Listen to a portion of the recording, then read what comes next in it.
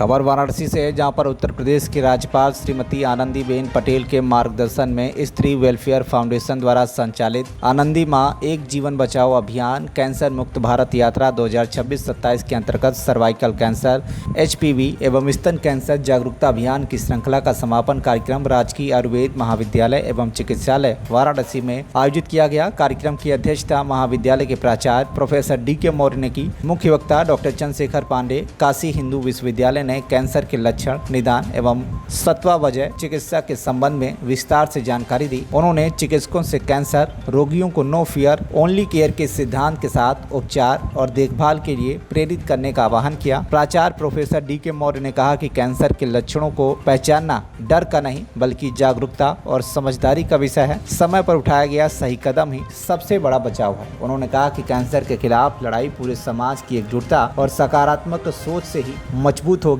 कार्यक्रम का संचालन डॉक्टर अंकित गुप्ता ने किया। इस अवसर पर doctor Bholanath Maurya, BHU, doctor Anjana Saxena, doctor Deepika Gupta, doctor Priyanka Jaiswal, doctor Sanjay Pandey, doctor Anubha Srivastava, doctor Arun Kumar Singh, doctor Usha Dwivedi, doctor Jitendra, doctor Mrigank Singhkar, doctor Manish Mishra एवं डॉक्टर धनंजय एसएमओ सहित महाविद्यालय के चिकित्सक, शिक्षकगण एवं छात्र छात्राएं उपस्थित रहे। जो मुख्य चीज़ें हैं जनता के बीच में बताएं कि क्या इसका प्रिवेंशन है। कैंसर इसमें भारत और पूरी दुनिया सबसे तेज़ी से बढ़ने वाली बीमारी के रूप में आ चुकी है और सबसे ज़्यादा डेथ, सबसे ज़्यादा मृत्यु दर इसमें हो रही है और ये लगातार बढ़ रही है। गांव में, शहर में, हर स्थान पर इसके पेशेंट बढ़ रहे हैं। तो हमारे दायित्व तो बनता है कि देखें कि इसका कारण क्या है, क्यों ऐसा हो रहा है। सबसे बड़ा दायित्व ये है कि हम अपने प्रति, अपने वातावरण के प्रति जागरूक नहीं हैं, जिम्मेदार नहीं हैं। अगर हम जिम्मेदार हों, जो कैंसरस फैक्टर्स हैं, चाहे हमारे भोजन के थ्रू जाए, चाहे पेस्टिसाइड के रूप में जाए, चाहे किसी भी अन्य प्रकार के केमिकल के रूप में जाए, कौन भेजता है उसको? हम लोग तो भेजते हैं। हमारे में से कुछ लोग अनुचित लाभ के लिए उसका प्रयोग करते हैं। तो कैंसरिनिक फैक्टर्स के सबसे बड़े कैरियर हम लोग हैं। इसको विधानपूर्वक भी और अपने सद्वृत्तपूर्वक भी हमारे मन में खुद भाव आ जाए कि मुझे इन फैक्टर्स को रोकना है। तो कार्सिनोजेनिक फैक्टर्स नहीं जाएंगे तो जनता के बीच में कैंसर फैलने की संभावनाएं कम होंगी। तो सबसे पहला हमारा जो ड्यूटी है समाज के बीच में कि हम जागरूकता फैलाएं कि अपने पास इस बीमारी को आने और इससे मरने के जिम्मेदार और कोई अन्य नहीं है बल्कि हम हैं, हमारा समाज ही है। और ये जिम्मेदारी हमको उठानी पड़ेगी। हमको अपने नदियों को, वातावरण को, भोजन पानी को, व्यवस्था को, दूध को, अन्न को इन कार्सिनोजेन से फ्री रखना पड़ेगा। मेडिकल साइंस में कुछ ऐसी दवाएं भी हैं जिसको खाने पर कहते हैं डॉक्टर्स ठीक हो जाते हैं, मगर वो अंततः वो व्यक्ति खत्म हो जाता है। देखिए, अभी भी बहुत से प्रयोग चल रहे हैं। कुछ प्रकार के कैंसर सेल ऐसे हैं कि जिनकी जो पैथोजेनेसिस होती है, उनको उत्पन्न होने की व्यवस्था होती है, उसको हम किसी तरह से रोक सकते हैं, कट कर सकते हैं। अगर उनमें रिसेप्शन अच्छा है तो वो तो ठीक हो जाते हैं। लेकिन जिनकी अगर और तरह की पैथोलॉजी है, जैसे ऐसे समझ लें कि आप कहीं और अन्य से वार कर रहे हैं, मैं इस दिशा में तीर चला रहा हूँ तो आपके ऊपर तो कोई प्रभाव नहीं पड़ना है। तो ऐसी चीज़ों में कैंसर हम ठीक नहीं कर पाते।